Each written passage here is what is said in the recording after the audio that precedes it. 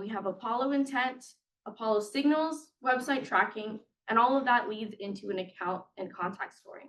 So I'm going to go into depth on each of this first. All the new changes that I was talking about regarding how you can filter your list of accounts to more priority based lists. So if you go to companies, and then you can add your list of target accounts when it's available. You'll see a couple of things here that, Apollo's constantly changing. They're constantly adding new features that we've now optimized for our Apollo instance.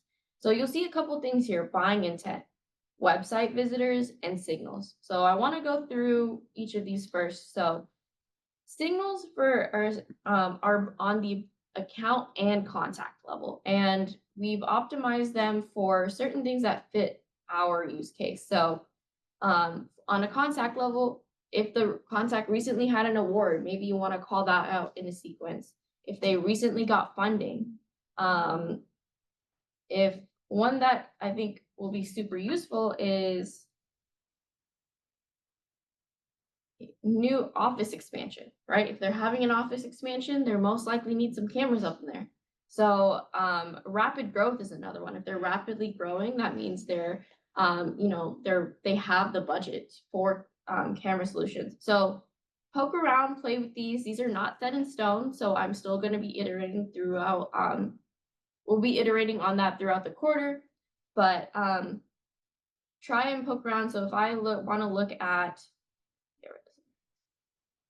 if I start to filter down my list on just office expansions, it'll get, right before I did this, so if we look, I was at 51,000. I added office expansion and now I'm at 300. So this is just going to help you prioritize exactly who to go after during the quarter. Signals is one of them. Another one that's super interesting is buying intent. So buying intent is based off of specific keywords.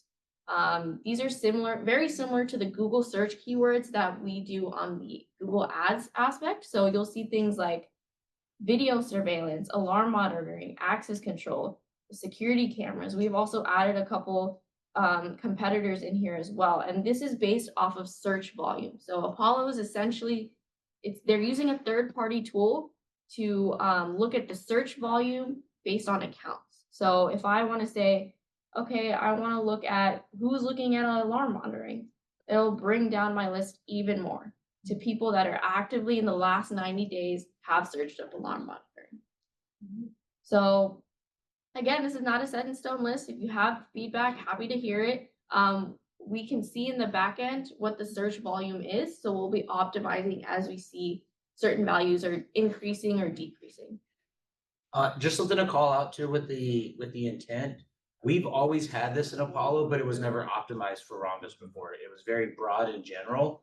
And so Jay has gone in and really tried to optimize the buying intent feature specifically to Rhombus. So hopefully we get some better results than in the past if you tried to use it. Yes, so with that, there is also an intent score. Say you don't want to particularly call out certain keywords, you can also just look at the intent score. And this is basically an overview of every search term. So if you want to look at, most of them right now are in the medium category. As you outbound, this score will change. So that's the best thing about this is as you continue to outbound and they engage in different ways, the scores will continue to change and update with that. So go ahead.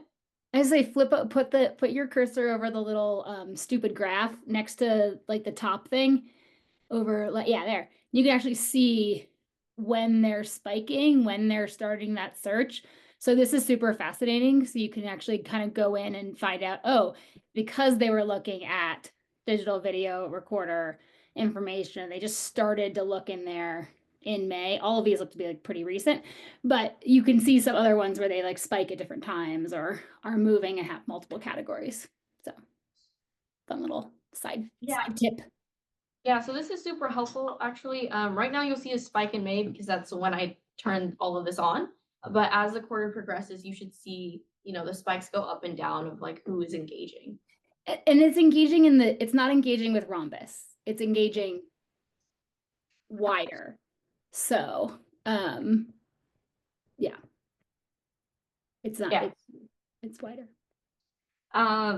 Yeah, so I would personally start off with this because this is set in stone. And this is, you know, starting to accumulate data. Another portion is our website visitors. So we've actually added tracking onto our website. And this is going to start on Friday because there is a 7-day delay. So after, I believe tomorrow, you should start to be able to use the website intent. And it will score itself on like low, medium, high, what is the time period. And right now it's not going to show anything because the data hasn't been collected yet, but every 7 days it'll refresh. So you can also use that about as you're outbounding.